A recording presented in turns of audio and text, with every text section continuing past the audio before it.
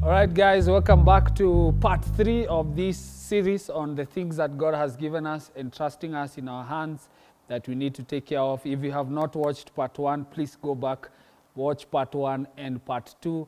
In there are amazing discussions just for your consumption as well and consideration. So as we come to the end of this short series, part 3, the last aspect of the things that God has entrusted us is truly the essence of faith.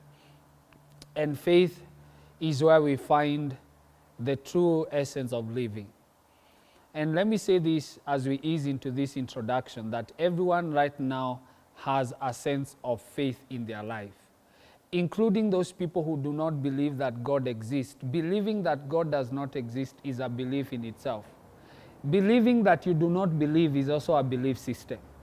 So none of us can be at a place of vacuum where you can actually say that I do not believe in anything.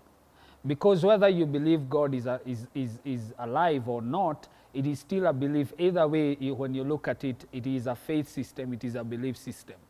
If your approach is that you have contended or you have opened your heart to Scientology or philosophy or the ideologies of this time, all those are belief systems. And so when Paul begins to write down his final words to his co-worker and mentee, Timothy, who is in the church of Ephesus, who was a young bishop at that place, he tells him, remember to take care of the things that have been entrusted to you. And one of the things in that book that Paul talks about is the deposit of faith.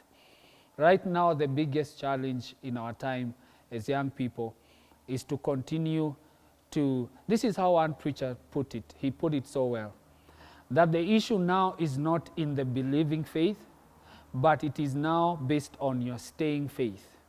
That staying power in the current days that we have is more important than how you started.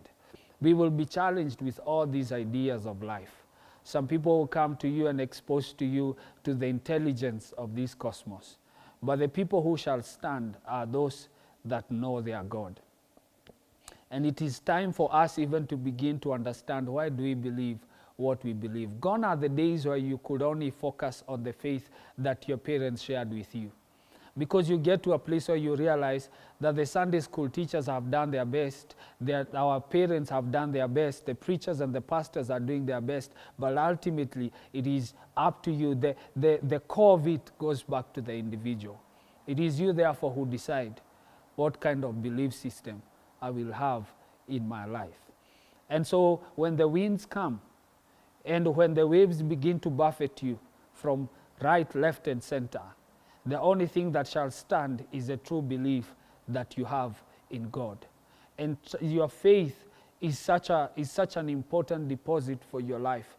It is from the archive of your faith that you begin to even defend the kind of things that matter to you. It is through your faith that you defend your behaviors. It is through your faith by which you defend your ideas of life. It is through your faith by which you defend even why you believe in God.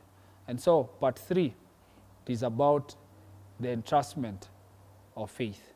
So part 1, we talked about essence of relationships, part 2 about the mind, and now we are talking about the faith. These 3 things are important for us to take care of them. Thank you for joining us through this series. Please refer back to part 1 and part 2 as well, and God bless you, and we'll see you in the next series. God bless.